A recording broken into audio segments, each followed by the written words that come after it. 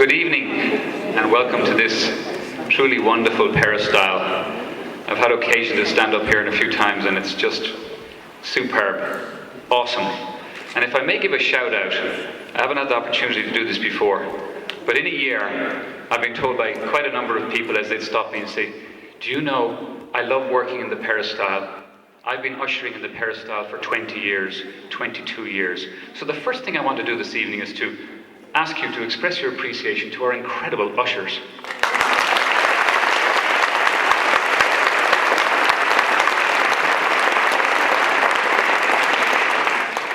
Thank you for joining us to celebrate the acquisition of a very fine painting indeed. One that joins a collection of superb works of art by artists whose names we know and do not know, from all periods and cultures.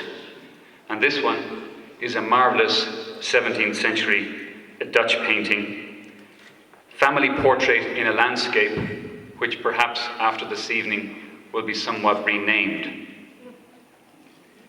It was painted by Frans Hals, one of the greatest artists of the Dutch tradition, and we were able to acquire it because, as I've said many times, this museum did not happen. It was caused. It was caused into being by people with vision and superb taste.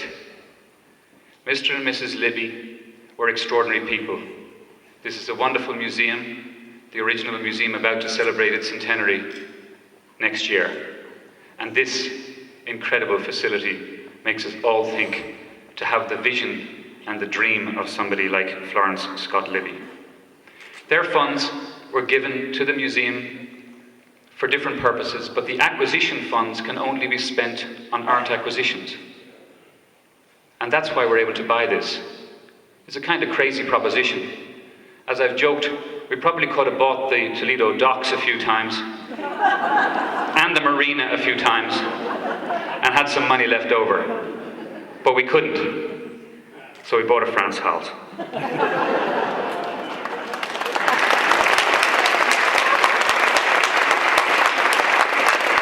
A key part of this acquisition was our good fortune to receive a bequest from Jill Ford Murray, received in my first year. She, the great-granddaughter of Edward Ford, who founded the Ford Plate Glass Company, which became Libby owns Ford. And he and his wife Carolyn Ross, named and founded Ross Ford. Her planned gift allowed us to make the difference and be able to acquire this painting. So we're truly grateful to the memory and to the life of Miss Murray.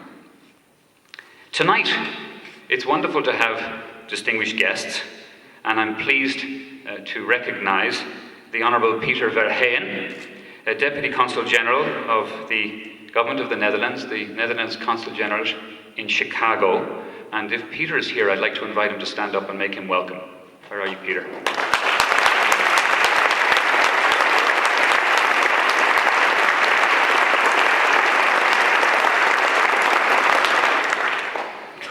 I love the Netherlands. I always thought it suited my sensibility. I think I spent the first part of my life thinking that my head was more important than my heart. I've subsequently come to realise that my heart is probably as important as my head. So I love other countries now as well. Bernardine van Kessel is also with us, and she is the founder and the president of the Netherlands Ohio Chamber of Commerce. It is her business to bring business to this state as director of the International Business Attractions. And she was born in the Netherlands, and her family was involved in the Frans Hals Museum in Haarlem. And she's been closely involved there. So I'd like to ask Bernardine also to stand.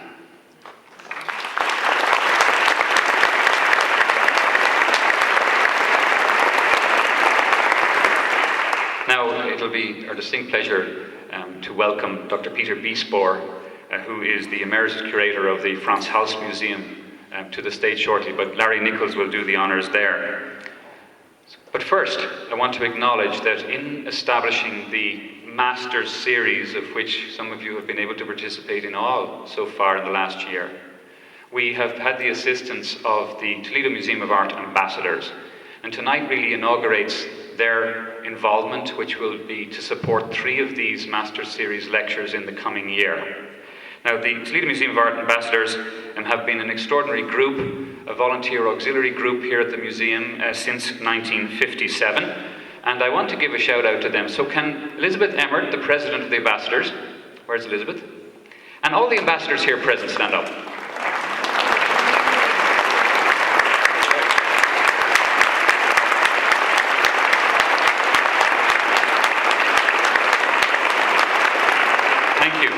Thank you for your support of this endeavour and for all the work that you've done over the years in really incubating and establishing many of the things that the museum has made its own, whether Collector's Corner, the Floral and Garden Committee, the cookbook that we have on Art Fair, the Art Travel, the Speakers Bureau, and indeed the Museum Library League, which is now being revived so well by our librarian Alison Hoftelin. It's been wonderful to work with Elizabeth Emmert during the last year and her committee, and to really find a reason and a purpose for 2011 and for this new director for the Toledo Museum of Art Ambassador. So I deeply thank you. It's now my pleasure to acknowledge a great scholar, the William Hutton curator of European and American painting and sculpture before 1900, Dr. Larry Nichols. Larry Nichols actually went to Dartmouth, where I spent the last 5 years, but we won't hold that against him. It made him a great scholar out of him. It made a curious man out of him, somebody who pursues things and recognizes something from across a room, something as important as this painting by Frans Hals. Really, one person caused this painting to come to the museum. It's my responsibility as director, as my predecessors, to support my colleagues in their best ideas and to try to counsel them on their less good ones. This was a great idea, Larry Nichols. Please welcome him and congratulate him.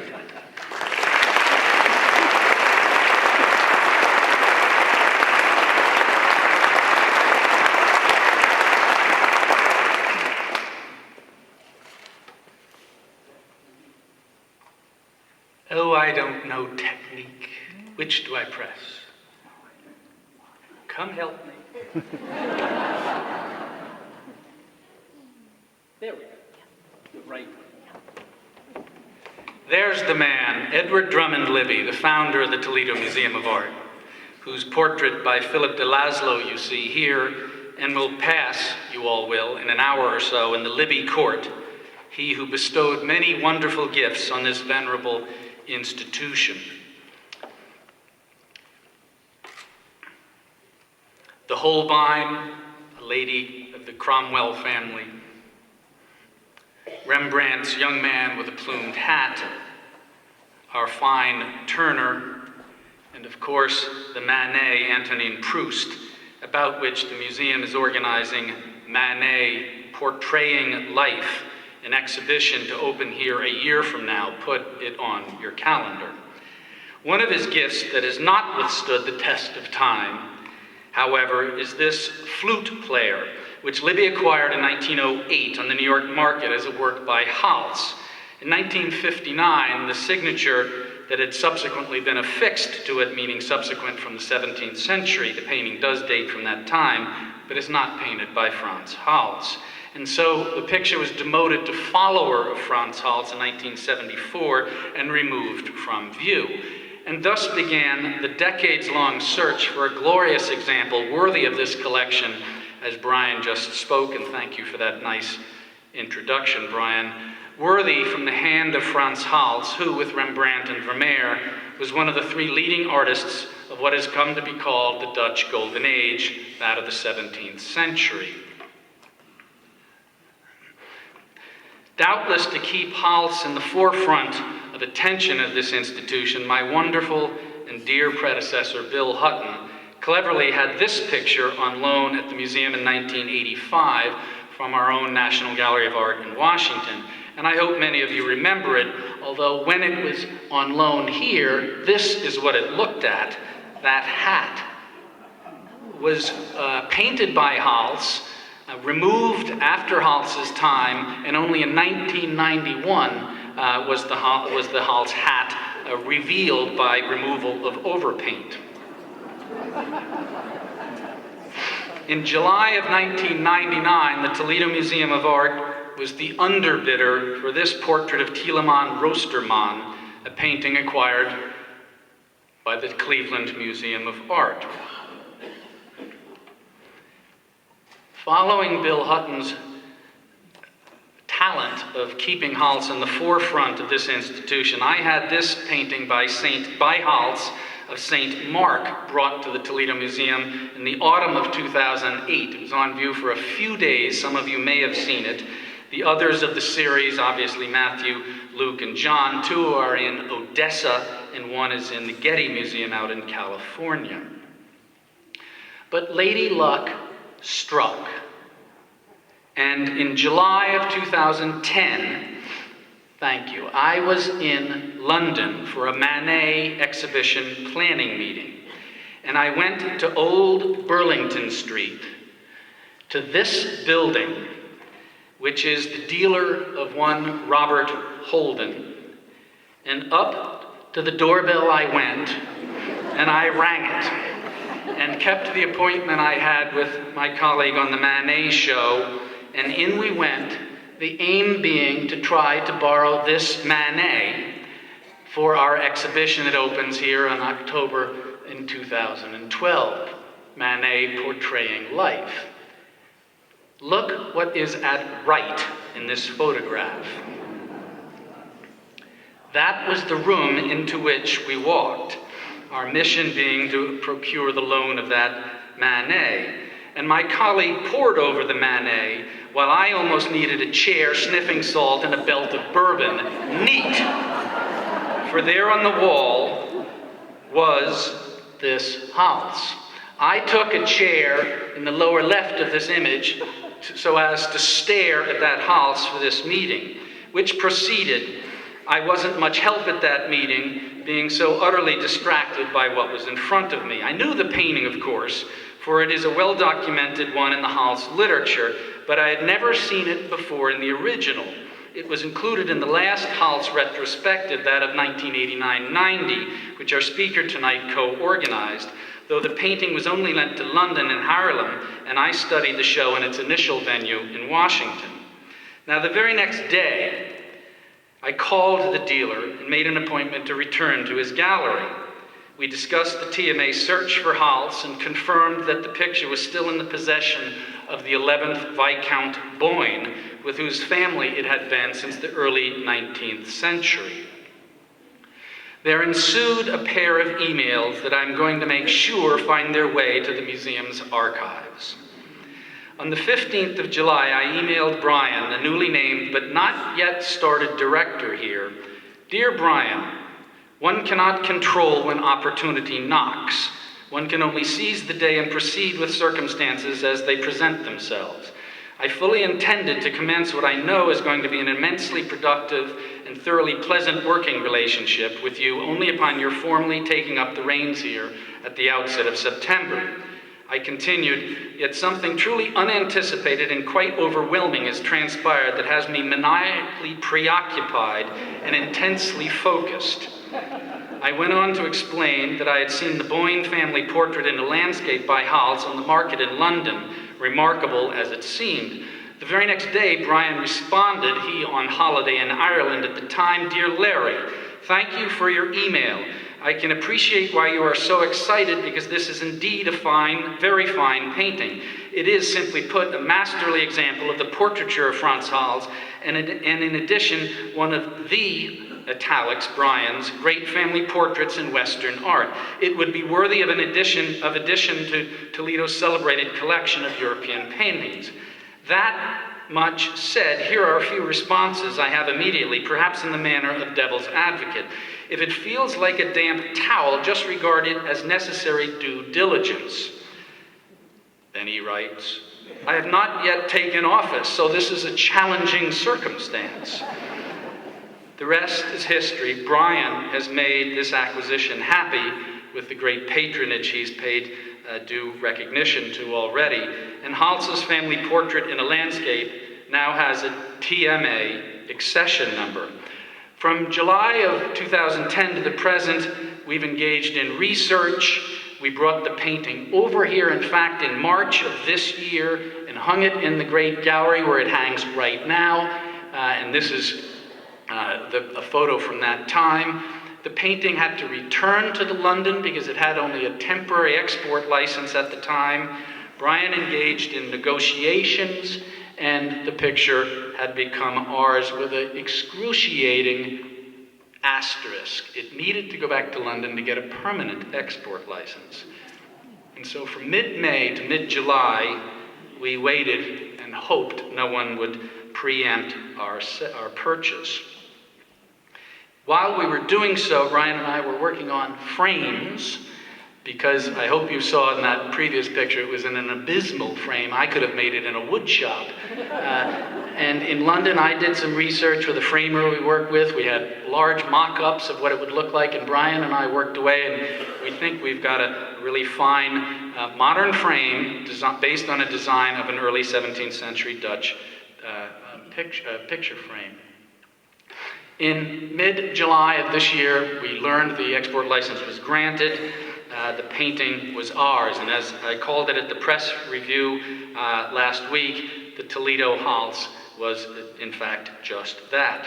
And so, as Brian has alluded to, and I couldn't agree with him more, the presentation of this picture tonight indeed is a momentous occasion in the history of this museum. It's a collection changer.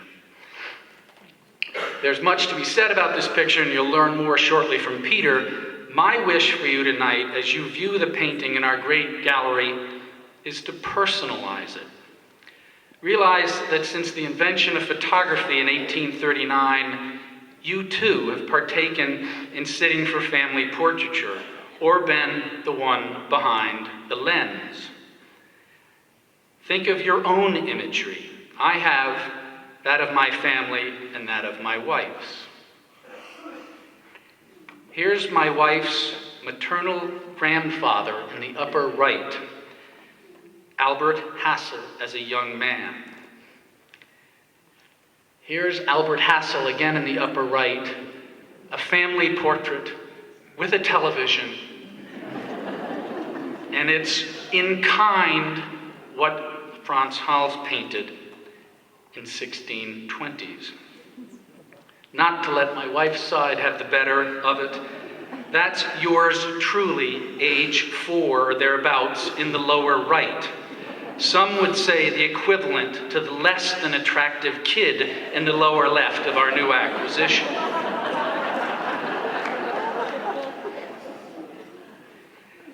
And our TMA colleague, Connie Coots, Brian's administrative assistant, a talented one at that, even had her family photographed recently in the midst of our 18th century gallery. Realize that it is but a small step from this image back in time to the Toledo Hals. It's a foolish curator who does his or her homework in a vacuum, and in addition to the numerous colleagues on staff who have assisted, I unabashedly, yea, even proudly remark that many colleagues elsewhere here in the States and as well abroad helped me in the TMA's consideration of this addition to our holdings. Among them, Emeritus Professor Seymour Slide of the Department of Fine Arts at Harvard, the author of the Catalogue Raisonné on Hals. We are fortunate to have with us this evening another Hals scholar who was instrumental in our evaluation of this picture, Pieter Biesboer, who from 1976 to 2009 served as curator at the Frans Hals Museum in Haarlem, the Netherlands. After studying at Amsterdam University, Dr. Biesboer received his PhD from Bryn Mawr College in 1972 with a thesis on the landscape painter Cornelis Vroom of the 17th century. A specialist in paintings from the Dutch Golden Age, he has published or contributed to exhibition catalogues on Hals, Leicester, Jacob van Rousdael, Peter Klaas, Nicholas Berchem, and the De Bry family of painters, 5 of these 6 artists of whom are represented in the TMA collection. In collaboration with Provenance Index of the Getty Research Institute in LA, he published in 2001 a very useful volume called Collections of Paintings in Haarlem 1572 to 1745, a compilation about art collections in Haarlem in over 2 centuries. In 2006, after years of research, a new catalog of the paintings of the Frans Hals Museum was published, on which Dr. Biesboer significantly contributed. As a graduate student, I first met Pieter in Haarlem in the Frans Hals Museum in the early 80s, and when I attended the National Gallery of Art's Washington opening of the last exhibition on Hals, it was most serendipitous that my wife and I were seated on either side of tonight's speaker. Pieter has made a significant discovery about the sitters of the Toledo Hals, and so it is with more than a little wonder that I gladly yield the podium to tonight's speaker, my friend and colleague and scholar, Pieter Biesboer.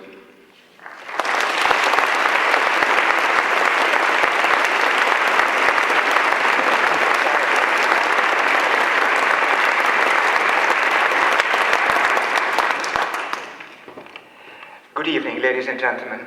Thank you for your warm welcome, and just congratulations to the director and to Larry, of course, for this marvelous acquisition, which I'm going to talk to you about. First, I would like to give you some general overview of what Hals is about in Haarlem and what is the importance of his career and how he stands out among the painters of the Golden Age, of which so many were successful, but Vermeer, Rembrandt, and Hals, they are the trio which are really outstanding because they survived the times, because they were doing something important and something relevant for this time still. First of all, Hals came to Haarlem at a very early age, so we can more or less say that he was educated in Haarlem. He stayed in the studio of Karel van Mander, which is of the utmost importance for his training, because van Mander had been in Italy, and in the studio of Karel van Mander he was exposed to all the new Italian inventions which during the period of about 1580 van Mander had seen. He had brought back many drawings and many of his experiences from the studios in Venice, the studios of artists in Florence, and the studios of artists in Rome. And Frans Hals got first treat from van Mander with sharing all these experiences. Karel van Mander was a great teacher because he left his pupils free, and he let them develop by themselves and did not force them into a certain manner which he thought was the right one. And he had learned that, of course, in Italy too. And so Hals could expand his own way. It took some time until he finally became an independent artist, and he decided he was well developed enough and he could start a career in Haarlem in 1610 when he became a member of the Guild. And the year after, he married his first wife, Anna Harmensdochter, who he impregnated. So it was before, actually, it was the marriage was before the marriage actually was arranged. So it was a marriage which had to be done. And the ministers of the St. Bavo, the Calvinistic Church, were very severe. And also for the woman, the punishment was very severe too. So there was no choice. She was related to a regent, a patrician, who was on the city council of Haarlem. And so the start of the career of Hals looked very promising, though it was a slow start and people had to get used to his style. Fortunately, because of his relations with the Antwerp textile merchants Offenberg, he secured a commission for this group portrait, 1616, which gave him entrance to the group of regent patricians who needed to have their portrait painted and have their portrait painted in an official way, but also in a lifelike way. I have to explain this to you because it's important for the rest of my talk. In the 17th century, and at least in Haarlem, it was essential that if a portrait was painted, it would look like the person was sitting there alive. So you could actually speak to him, and you could converse to him, and you could relate to him. And Frans Hals was really a master in inventing ways to make people look natural, also to make people accessible, also have them pose in a relaxed way, in a personal way, and put them at ease, so to call, instead of making them pose in a certain fashion, a traditional fashion, or a thought-out fashion, which was not working so naturally. In that way, he is the opposite of Rembrandt, who was very ambitious and had the aim of outdoing all the important Italian masters and really show off what he could do in that direction. And you can see that some of his paintings really did not come so well across as Hals did. Hals had a natural talent for people, recognizing people and representing people in this natural way. And so this portrait was an enormous breakthrough in the tradition of official Dutch group portraiture. For the first time, you see a natural gesticulation. Also, the position of the officer was more or less fixed. The colonel at the head of the table, you see him with the orange sash, with the main officers next to him, conversing with him, relating to him, and that way also establishing his high function, and then going down in rank. First, the most important captain, sitting in front of the table, looking at the viewer, and to introduce the group, and then going down in rank, the sergeants and the lieutenants, and finally standing with the banners, the ensigns, who came in after the banquet was finished to be greeted and by the colonels who were not actually sitting at the banqueting table and were just having drinks at the ceremony, because this is the farewell banquet, and at the end of the farewell banquet the officers were sworn out, so their oath of allegiance to service to the city of Haarlem was taken back, and then they were relieved of their job, important job they had during the 80-year war, of course. This followed more commissions to Hals. There followed four more portraits, group portraits. This one, 1627, and you see it's even getting more livelier, and the composition is divided up in two groups with diagonals, and there's more opening up. There's a window in the back, and also the colors have been wonderfully preserved, because this painting used to hang in a dark place and had to light up with the rest of the group portraits in the Civic Art Gallery, where they were hanging, where they were on display for posterity. And that was the purpose of these portraits. Each person had to pay for his own portrait, and the whole working procedure was as follows. The canvas and the pigments were paid for by the officers, and he received, just for painting the painting, he received about 50 to 60 guilders per person. So he received them in the Civic Art Gallery, where the painting was supposed to hang, and he presented a sketch, an oil sketch probably, for the composition, so to check that everybody was in the right position. And then he started painting with the heads and the hands of the figures in 3 sittings. First, the underpaint layers, then the further details in the face, and then at the end, when everything was done and all the costumes were filled in, there were the finishing touches which he had to do in a third setting to make everything come together, and also to get the permission from the officers that they gave their okay to that portrait, and then he could get paid.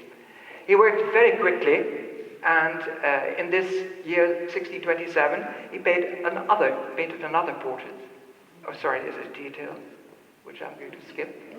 And he painted another portrait, the following, which is more subdued in coloring. It was hanging in a brighter space, so it was not as contrasting, and it needed so much contrast for that moment. And here you see an even more rapid brushwork and even more sketchy style of painting than in the other ones. And here you can see that in the wet paint, wet underpaint layers, Hals painted already with the final paint layers and the final pigments to working, add details and add characteristics in the individual expression of the people. And so sitting near him, he immediately was able to translate on the canvas what he was seeing with his eyes. And that's something which is very extraordinary to do, and which almost nobody could, unless you were Velázquez, unless you were Goya. Here you see such a detail where Hals worked in the wet paint. You see, especially in the hair, you see the rapid touches melting into the wet underpaint layer, and also in the face you see how the very dark black touches are in the finishing layer to have the final touches in the expression around the mouth, the nose, and the eyes and the eye sockets. And so that were the final touches which in the third session were taking place. And also in the third phase, he worked sometimes on more expressive accents around the contours of the fingers or of the hands, and some other contours in the gesticulation or in the arms of the figures to reinforce the pose a little bit more. Here you see the merry drinker, also to express somebody in a portrait being slightly inebriated. So you see it's flushed by the alcohol, and in the big picture you see that he shows that his glass is empty, and so he needs a refill. He asked for a refill, and his mouth slightly opened, and the expression in his eyes, you see the glimmer in his eyes, that he's really relaxed and shows himself in this very personal way, which is marvelous to do in such an official portrait. And it was this type of portraiture and this type of approach which was unheard of in the Netherlands at that period. Nobody was doing that at all, and which made Hals so much in demand from Haarlem society, and also even secured him a commission from the Amsterdam Civic Guard. His fame had reached Amsterdam, and so he was invited to come to Amsterdam and to paint the so-called Magere Compagnie, which is nowadays at the Rijksmuseum. This ended in an unfortunate way. Hals did not have relatives or friends in Amsterdam, so he had to stay in an inn. We know from documents that he complained when the officers started to force him to really strongly invite him to come to Amsterdam to finish the painting. He complained that it was costing him so much to stay in Amsterdam, to pay for the inn and to pay for his meals, and said that he was hardly left anything for the commission, for all his work to be done, and that he was not willing to come to Amsterdam, and instead suggested to the officers that the painting would be brought to Haarlem, to a place where he should finish it, and where they could also come for the final finishing touches. They didn't like that at all, and so the whole thing ended up in Hals not being paid and another artist finishing the picture.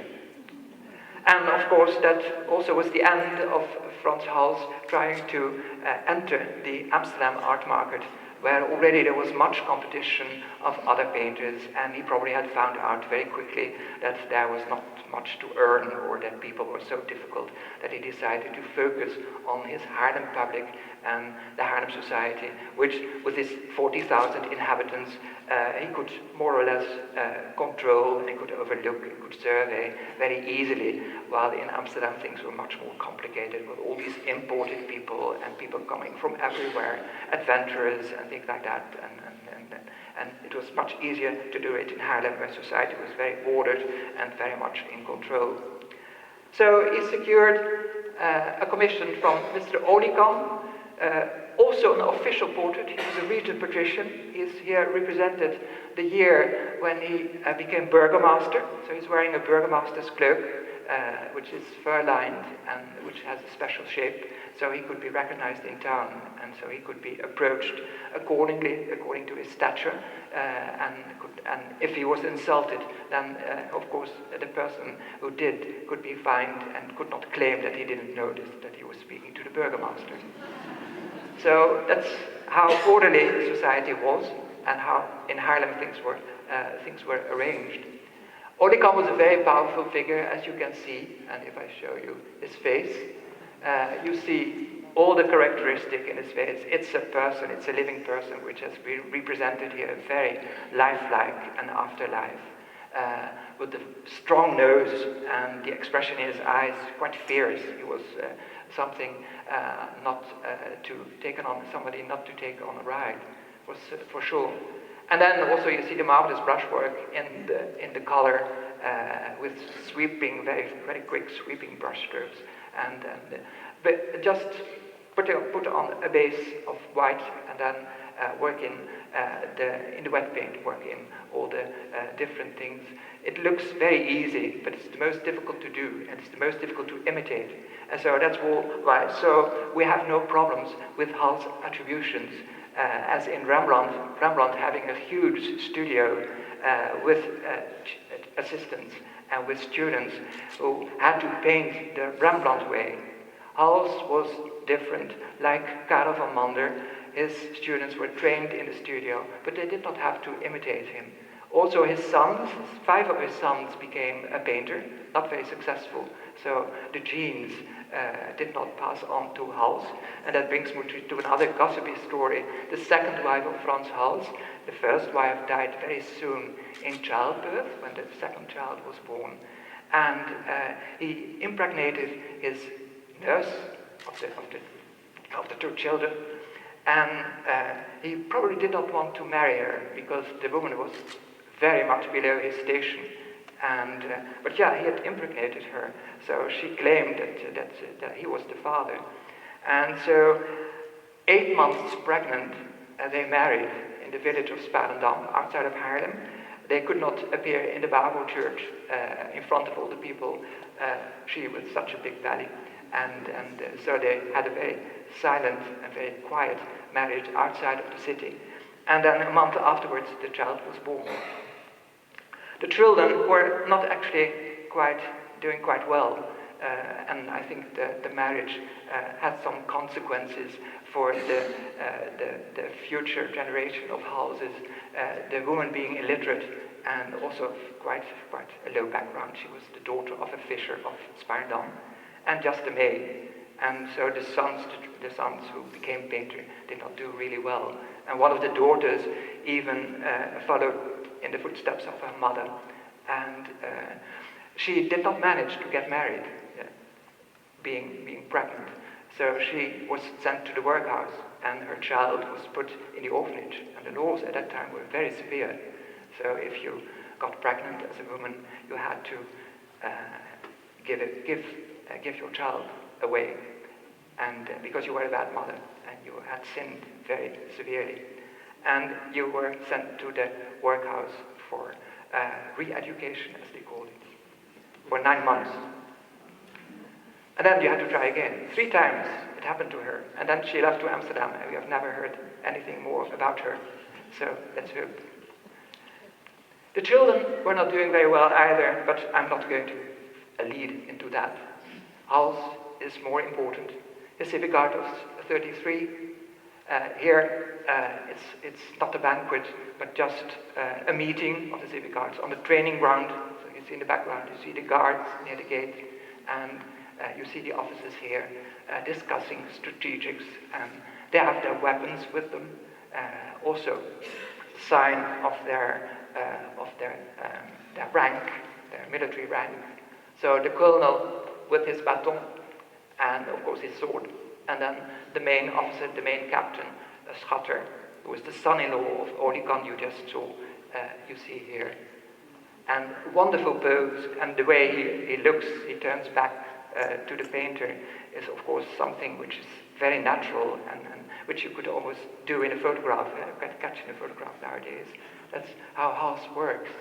And there are all these new inventions which he introduced in these dreary type of official portraiture, which used to be dreary, but he livened up. The details, so starting with the middle, the pigment layer, which is the middle tone, and then building it up with dark and then lighter, and then finishing it off with highlights, and then in the last stage, finishing it off with the deepest, blackest shadows. A totally different type of group portraiture is the regions of the St. Elizabeth Hospital, the regions of almshouses. The Civic Guard with the 80-year War in 1648 were more or less had not such an important function for the defense of the city anymore.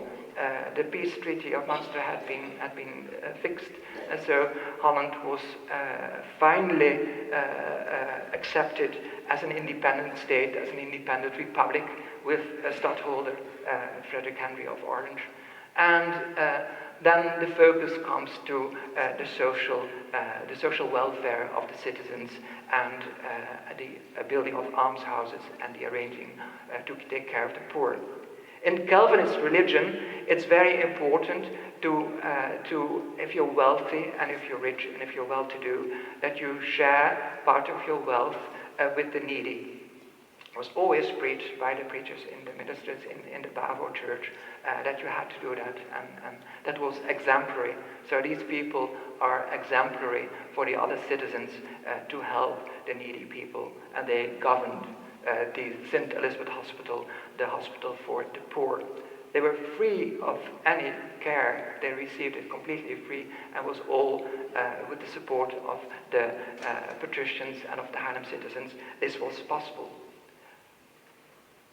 The same with the governors of the Old Man's Almshouse in Haarlem, the late group portrait of 1664, which Hals painted when he was 82 years old. So can you imagine doing such a thing? He needed to do it because of a living, and he really made something quite stunning. And at the last phase of his career, you see that he has become even more sketchy and even more quicker and even more dashing and more expressive in rendering these figures. Still, of course, very much aware of the rhetoric of the group and how the functions of each person should be stressed.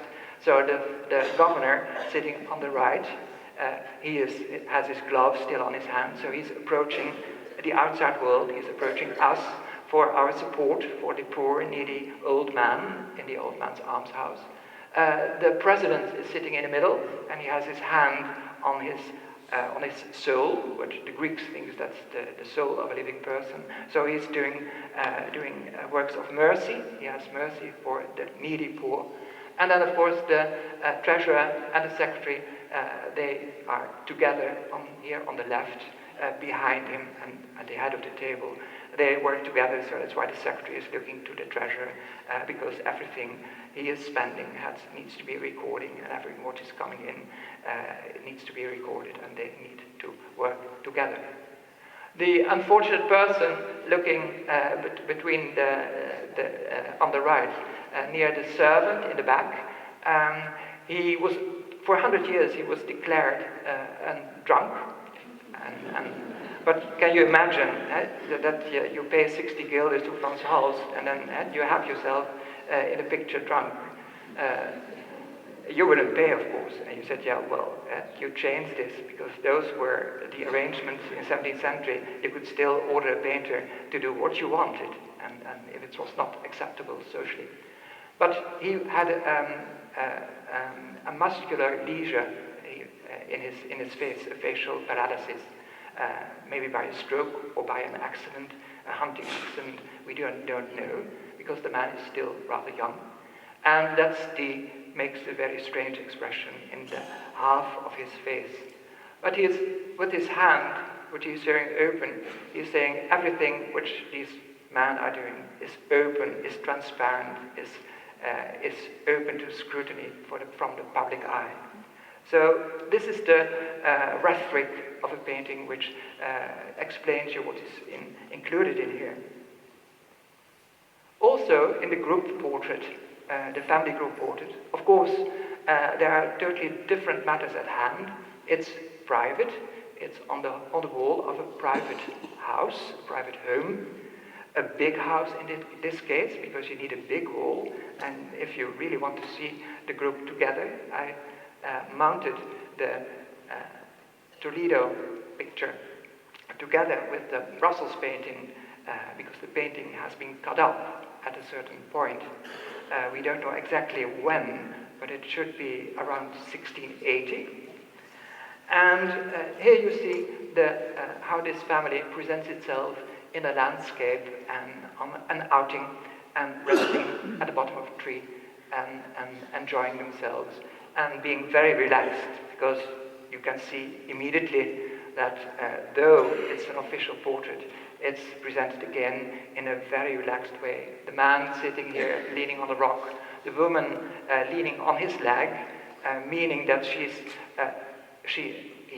needs to support her, so that's the function of the woman in 17th century. I'm sorry, ladies, I'm talking about 17th century, not modern times. And then also in the rhetoric of the portraiture, you see the eldest son stands behind the father, because he has to follow the example of the father, and the eldest daughter is making a gesture at her heart. Sorry, there's something going wrong around my ear. Can you still understand me? Yeah. The eldest daughter is putting her hand on her soul again, so she looks down to her mother, and so she has feeling, and etc. And the younger sister is looking up at her, because she is the example for the younger daughter. And then you see the daughter is responsible for the smaller children, and the older boy is responsible for the two children in the cart. Because so many children, a mother cannot manage all alone. And so every age has its own function. And in 17th century educational theory, it was at certain stages of your life, you were led into responsibilities by your parents or by your guardians when you lost your parents. And each stage was very important to monitor and also to stimulate. And this is also told in this portrait, the way society was arranged. I have to tell it to you now, because ways are changed completely. But that was acceptable. And that's how this family, the parents, in conference with Frans Hals, decided they wanted to show themselves for posterity as responsible parents educating their children in the most marvelous way. Who are these parents? That's, of course, the big question, which I accidentally sort of hit upon.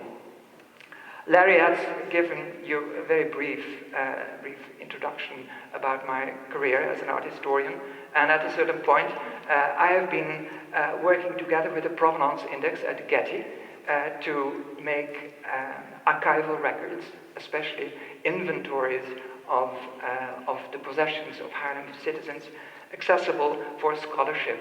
The Getty has developed a database where I can input in one group of data the archival records, so the owners, the information about the owners, their profession, the address if it's in the document, and also their profession if it's mentioned in the document. And in the other database connected to it are the inventories itself, what they have in their house, especially what paintings they have in their house, their portraits, their landscape, their still lifes, and everything which is of value and which needs to be mentioned in the document because it is of value and because it's supposed to be inherited by people who are also mentioned in the document. So I also record who is going to inherit what in the document side. This is a vast research which I've picked up since I'm retired. I've done the whole 17th century and I've published a book about it in 2001. So those were 3,200 inventories with about 30,000 records. And now I'm progressing into the 18th century and I'm at 4,500 records and about 67,000 records.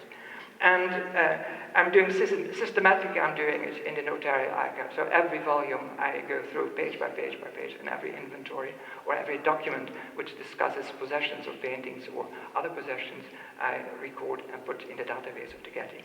And you can very easily get access to it. Getty Edu, go to the provenance index, and you can see what I've done on the archival work. Just try it on the internet. Systematically going through, I found an inventory of Agnes van Kampen, a widow who had been married to Zacharias van Eekhout, a notary in Haarlem, and she died in 1733. And in the side room, so the zijkamer, so one of the first room where you were receiving visitors, and the maid was letting you in to wait to be either received by the woman of the house or the man of the house. In the side room hung a portrait by Frans Hals representing Gijsbrecht Claeszoon van Kampen, which was a marvelous hit because the first name of the man, the middle name of the man, and the last name of the man was mentioned. And it was a family portrait. So that would give me a chance to identify which family portrait Hals made. Two other ones, one in the National Gallery in London and one in the Thyssen-Bornemisza collection now in Madrid. And the Cincinnati portrait, the small Cincinnati portrait, is not regarded as a Frans Hals anymore, as far as I'm concerned, and some other scholars are concerned. It's by Dirk Hals, we think. So that was out. And so I started to go back, reconstruct the Van Kampen family, starting with Agnes van Kampen. And Agnes van Kampen was the daughter of Cornelis van Kampen, a man of quite some importance in Haarlem. Cornelis van Kampen, who married Catharina Barendson de Jong in 1653. And they had a whole list of children, which I did not find very quickly, because soon, starting my research into the name of Gijsbert Claeszoon van Kampen, I didn't find anything in the baptismal records of the Haarlem archives. And I thought, well, is he from Amsterdam? So I went to the Amsterdam archives, nothing. I went to Utrecht, because the Van Campen family also had a branch in Utrecht, nothing. And tried again in Haarlem, in the burial records. In the burial records, I found children of Gijsbert Claeszoon van Kampen, who died and had been buried. So I found a daughter, and yet another daughter, and yet another daughter, who were buried, three daughters, which were buried without a name, mentioning a name, in the St. Bavo Church in 1643, 1645, and 1647. So at least I had a hope that this man should be in Haarlem and should be found in Haarlem, and I should be able to find more. I didn't find his marriage. I went to the marriage records, and there I found a Pieter van Kampen, and I found nothing. Sorry. And so it became very difficult, because to go through all the notary archives, which are indexed, but which is very, very difficult to find. So it would take me ages. But finally, I heard, looking for something else in the Leiden archives, I heard that they had things online. So from home, I just tried the name Van Kampen on the website of the Haarlem archives, and plop! There comes out a Gijsbert Claeszoon van Kampen, 1604, a marriage contract. So he was from Leiden. So I rushed to Leiden and studied the marriage contract, the notary document. And also I found a record of the marriage, and that marriage was not in the Calvinist church, that was a civic marriage at a town hall, and that means that either Van Campen was a Mennonite or he was a Roman Catholic, because they could not be baptized according to the Catholic rites. And of course the Mennonites only were baptized when they were adult and in private, not in public, in their own communities. So I was stuck because the Mennonite records are not there, and I can only find marriages in the civic marriages. And I did find a civic marriage recorded at Leiden, but to find the birth of children and was very difficult. So I went back to the archives and first researched all the children who, with the name of Van Campen, who were buried. And I mentioned the 3 daughters already, but there was also another daughter, Alida Van Campen, who was buried in 1640. And I also found a Maria van Campen, and I found a Catherine van Campen, and a Neeltje Cornelia van Campen. And then I found 3 boys, Gijsbertus, Pieter, and Cornelis. Gijsbertus was buried very early, 1641, and the Cornelis and Pieter van Campen, they lived longer, 1679. They both died 1679 after each other. And so there was a chance I could find a marriage in the civic marriage records. So I had to blow through all the documents, and I finally found as well Pieter van Campen's marriage in 1642, and as well as Cornelis van Campen's marriage in 1653. I knew that Gijsbert had died unmarried because he was buried in 1641. I knew that already. So I started to focus on Pieter van Campen as the possible father or grandfather of Agnes van Campen, or Cornelis van Campen as the possible grandfather of or father of Agnes. And so at first I started with Pieter. Of course, the most difficult one with no results, because all his children died, and I had to follow lots of documents. And then with Cornelis I had a full hit because Agnes was his daughter. And I could follow that family quite completely. So Johannes van Campen, her brother, was a doctor medicus. He died first in 1702. Gijsbertus van Campen was a notary, followed in the footsteps of his father, Cornelis van Campen, Maria van Campen, and then the rest came. So these were on the map, and that was all set. So I still have to find more about this Gijsbert Claesson van Campen and his wife, Maria Joris, which had been mentioned in the document 1604. I went back to the archives in Haarlem, and I found the ancestors of Cornelis Claesson van Campen, who came from Amsterdam in 1550 and were inscribed in the porters' registers, so the citizens' registers of the city of Leiden, which, thank goodness, one of the few cities where the early medieval records of the citizens were preserved and not destroyed in 1795 with the French Revolution. And so I could set a birth date for him around 1580. I had a marriage contract 1604, so you could reconstruct that he was about 24 years old when he married Maria Joris, and Maria Joris probably was born between 1580 and 1584. The older brother, the younger brother of Gijsbert, was recorded, so that way I could reconstruct the birth date. So I searched more, and I found out that Gijsbert van Campen was, I searched the guilds, because I tried to find his profession, and in all the guild records I found him in the Koolmans Guild, so the merchants' guild, so all the merchants in textiles, they were recorded in a guild, and there he was, and he had an important position in the guild. He was dean of the guild, and also his several years he was inspector. And a job which also later was taken over by his eldest son, Pieter. Because that also I found out, Pieter had to be the eldest son. Here he is, in the upper left, above his father, being the example for his father, of course, following the example of his father.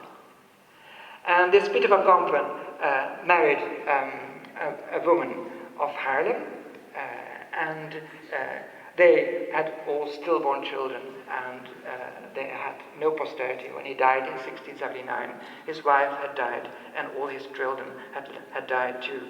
So the house, which was the house of his parents in the Kerkstraat, the house de Bonte Koe, so it was the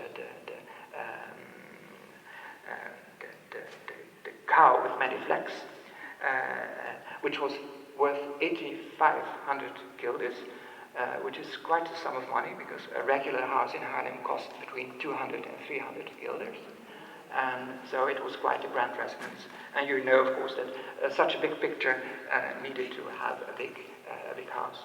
The house, the location is still there. There's now a 19th century almshouse on the spot, and you can still see that it must have been in the 17th century, it must have been a grand residence.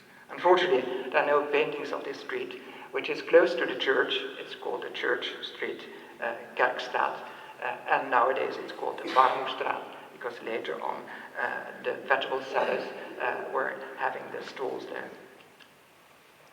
So that's more or less mapped out what the family was and the importance of them. And Frans Hals probably got the commission through the neighbor of Gijsbert Claeszoon van Campen.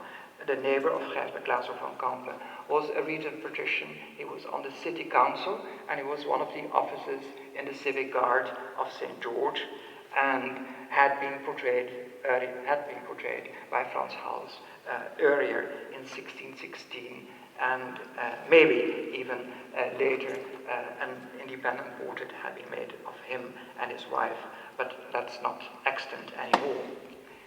So we could finally and carefully map out what had been happening to the painting through two generations, and to the third, Agnes van Campen. And then it became very difficult, because the son of Zacharias van Eekhout and his wife Agnes van Campen, Hendrik, who also became a notary, like his father, Zacharias van Eekhout. They're all notaries. Cornelis van Campen was a notary. His son, Gijsbert, became a notary, and his son-in-law, Zacharias van Eekhout, also was a notary.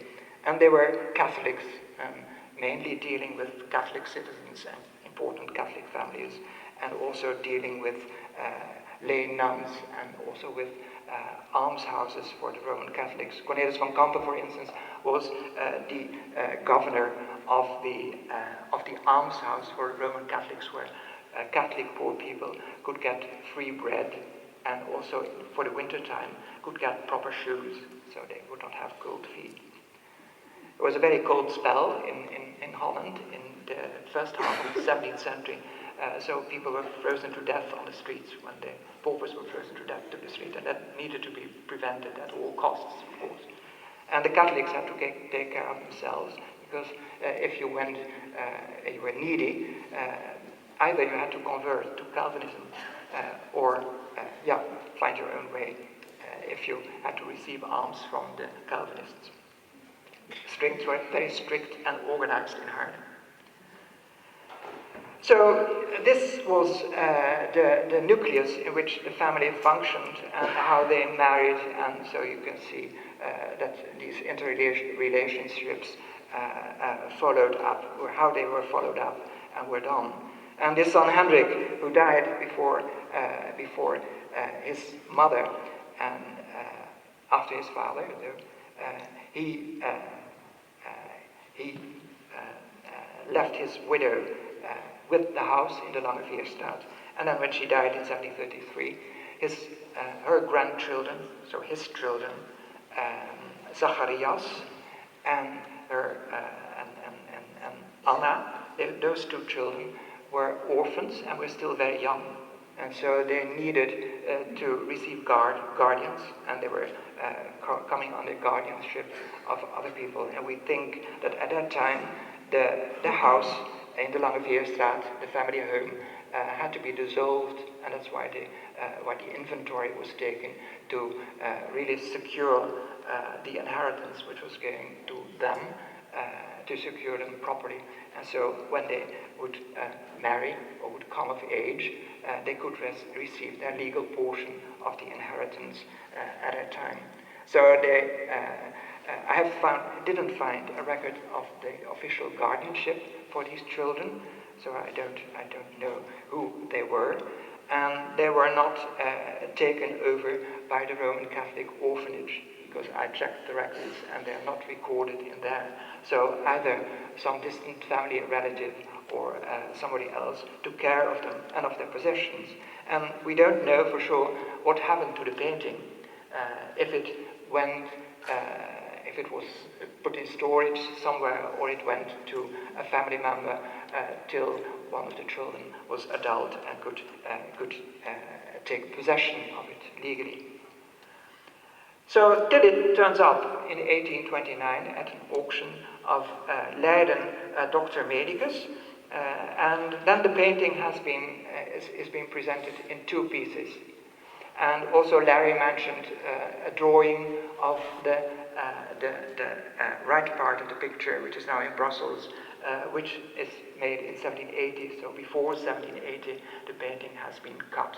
And so between 1733, the record I found, the painting was still in one piece, and is recorded as in one piece. And between 33 and 80, it has been cut. Probably because the place where the painting was going to be was too small, too confined, and it needed to be cut that way for practical reasons. Because the children of Agnes van Campen, the grandchildren of Agnes van Campen, and the children of Hendrik van Eekhout did not live very long. The girl never married and did not reach the adult age, nor did the young boy. So it ends all in darkness and early death. But we still have the picture. And I quickly run through what I found. So the son, the eldest son, Pieter, we can identify as above. Alida, the eldest daughter, she is named after her grandmother, Alida Pieterszoon de Haas, the mother of Gijsbert Claeszoon van Campen, who was an important Leiden merchant family. And Maria is named after her mother, Maria Jorisdochter, and also after the grandmother of Maria Jorisdochter. This child is the boy, the youngest boy, Cornelis, who inherits the picture and who is the father of Agnes van Campen. So he is Agnes van Campen, the third generation, he the second generation. He is named after a younger brother of his father, Gijsbert van Campen, and also named after a grandfather of Gijsbert Claeszoon van Campen, who was a goldsmith in Leiden. At that time very important because he also had the right to make coins, and he became very rich at that time. The youngest child, we don't know the name, but that's the girl who's been added later in 1628 by Salomon de Braai. He left his signature and date on the feet, on the shoe, on the sole of the foot of the girl's shoe. And of course the other boy, Gijsbert, who died early in 1641 before reaching adult age and become really an adult person to marry and to found his own family. The other daughters I cannot identify in person. I know only two names, Catharina, who died in 1660, and Cornelia Neeltje, who dies in 1667. And we know the girl Maria, of course, who outlived them all. She died in 1681. Gijsbert died in 1648, so the father, so Maria Jorisdochter, 1666. I could map out his family quite easily, because after 1632, the Roman Catholic Church started to make baptismal records. So these are not indexed, so you have to go through the whole thing to find the name of the person who was baptized in the church, in St. Joseph Church. I found later the children born after 1632 found the dates, especially the children of Cornelis van Campen. I found them all, and also I could reconstruct the family and could find the proof that they were really children of Gijsbert Claaso van Campen and brothers or sisters of Cornelis van Campen or of Catharina de Jong, his wife. Because at baptism you had godmothers and godfathers. Usually you had 4 godmothers, 4 witnesses, we call, 2 of the father's side and 2 of the mother's side. And from those things you also have source material from which you can reconstruct a family, because they were usually uncles or grandfather or grandmother, and as the case was with Alida van Campen, and as was the case with the marriage of Gijsbert Claaso van Campen, where his mother was a witness for him at a marriage contract with an uncle of Maria Joris' daughter. Well, I should end my story because I'm going on much too long, and I'm overdoing my time.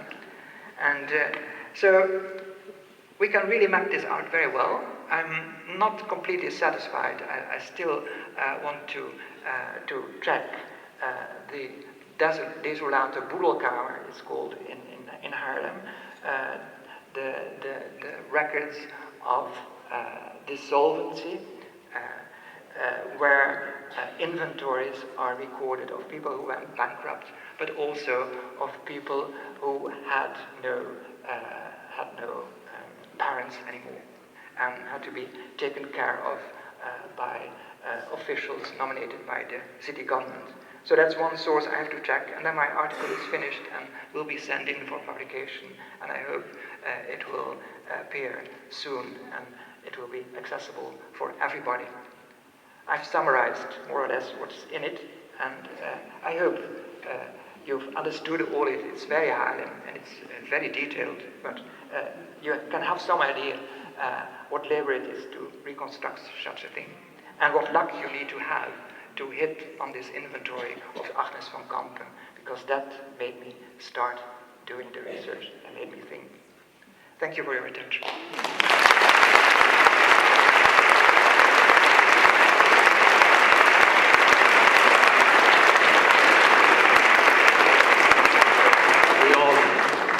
Duly thanked Pieter. The next thing to do is to go look at Frans Hals's Van Campen Family Portrait in a Landscape. It's up in our great gallery. Please, you can get there via the museum's classic court, just proceeding upstairs, or if you choose, down through the ground level here and then up through the staircase to the Herrick lobby. Thank you for your attention. Please go look at the Toledo Hals.